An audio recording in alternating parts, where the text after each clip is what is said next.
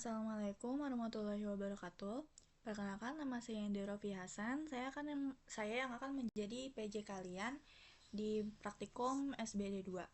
Pada pertemuan kali ini kita akan membahas tentang konteks diagram dan data flow diagram.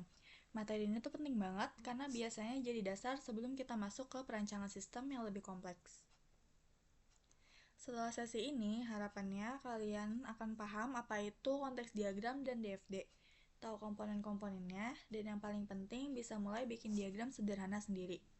Jadi nanti itu bukan cuma teori, tapi bisa dipakai juga di proyek kalian. Pertama kita bahas tentang konteks diagram dulu. Konteks diagram itu adalah gambaran paling sederhana dari sebuah sistem. Di sini sistem kita dianggap sebagai satu proses besar saja, jadi belum ada detail di dalamnya. Yang kita lihat tuh cuman siapa yang berinteraksi dengan sistem dan data apa saja yang masuk dan keluar. Kenapa kita butuh konteks diagram? Karena dia tuh kasih gambaran umum sistem. Terus dia tuh memudahkan kita untuk jelasin ke orang lain, misalnya klien. Dan membantu menentukan batasan sistem. Ciri-cirinya itu, yang pertama itu cuma ada satu proses utama, tidak ada database atau data store, tidak ada proses detail, tapi ada entitas luar dan aliran data. Jadi kalau kalian lihat diagram yang masih simpel banget dan cuma punya satu proses utama, kemungkinan itu konteks diagram. Nah, kalau tadi konteks diagram itu gambaran umum, sekarang kita masuk ke DFD atau data flow diagram. DFD itu lebih detail karena dia menjelaskan data itu masuk dari mana, diprosesnya gimana, disimpannya di mana, dan hasilnya itu jadi apa. Jadi di sini tuh kita mulai membedah sistem di dalamnya.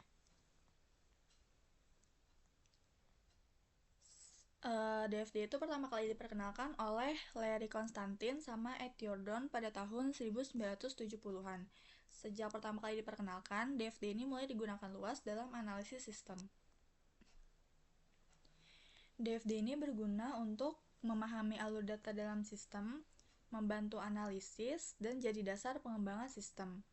Biasanya kalau kalian bikin sistem, DFD ini wajib ada. DFD punya 4 komponen utama. Yang pertama itu proses, yang kedua data flow, yang ketiga data store, dan yang keempat external entity. Proses itu tempat data diolah. Data flow itu aliran data, biasanya bentuknya panah. Data store itu tempat penyimpanan data, dan external entity itu sumber atau tujuan data atau pihak luar, misalnya user.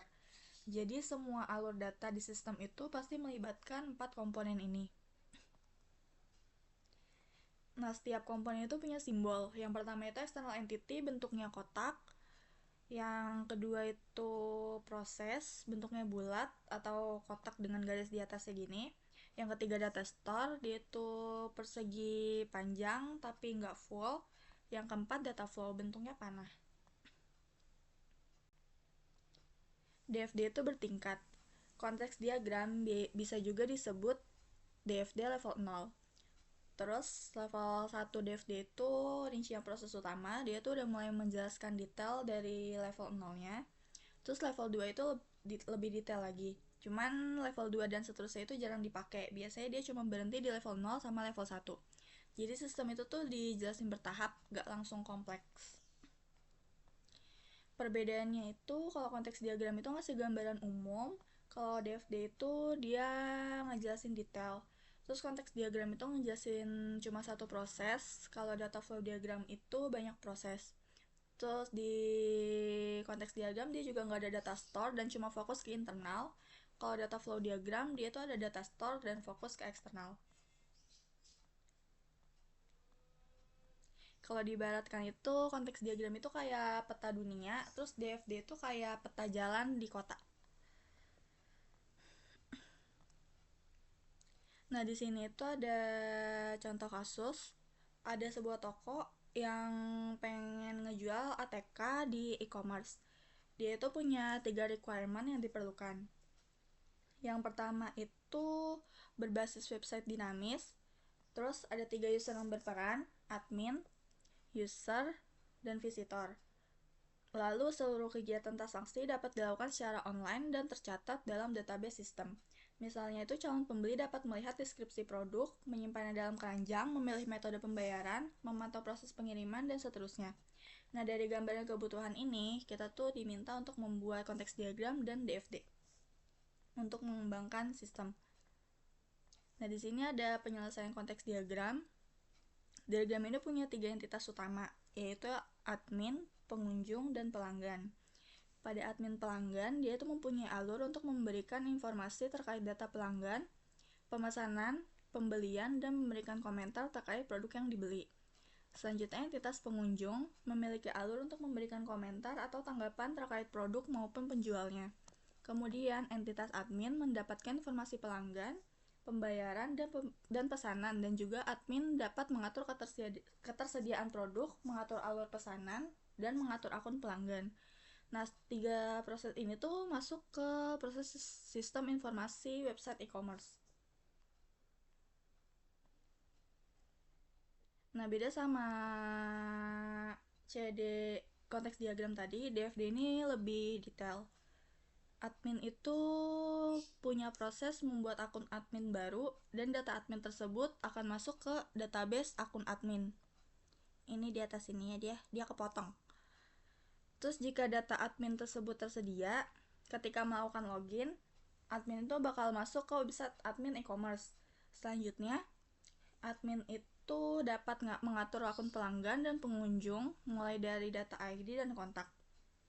Tidak hanya itu, admin dapat mengatur pemesanan pelanggan dan mengatur produk mulai dari stok barang sampai kategori produk.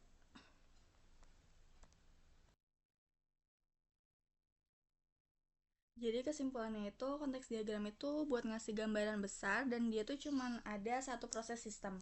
Kalau DFD itu dia lebih detail alur datanya. Keduanya penting dan saling berhubungan dalam analisis sistem. Lalu untuk ACT kalian itu bisa dilihat di webnya. Ini ada studi kasus. Kalian diminta membuat konteks diagram untuk melakukan proses pengisian KRS dengan menyertakan nama, NPM, jurusan, dan fakultas. Kemudian mahasiswa tersebut memasukkan data tersebut ke dalam database yang diatur oleh admin yang berisi periode tahun ajaran, kelas, jumlah semester, dan mata kuliah yang didapat.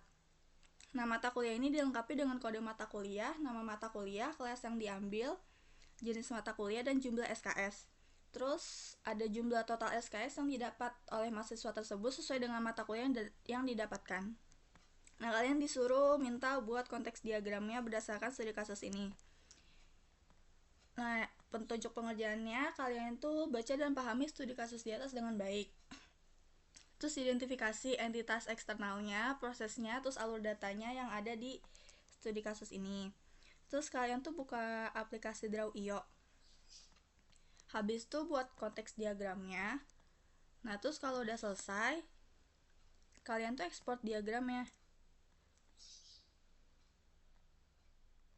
Nah, cara ekspornya itu kalian ke file, terus ke export as, terus kalian bebas mau ekspor dalam bentuk PNG atau JPG.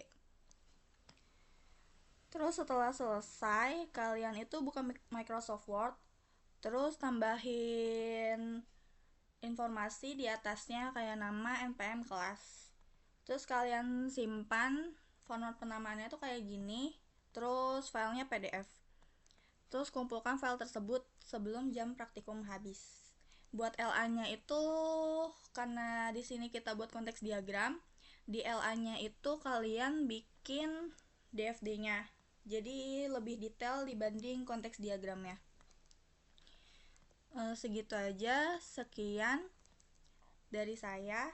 Terima kasih. Wassalamualaikum warahmatullahi wabarakatuh.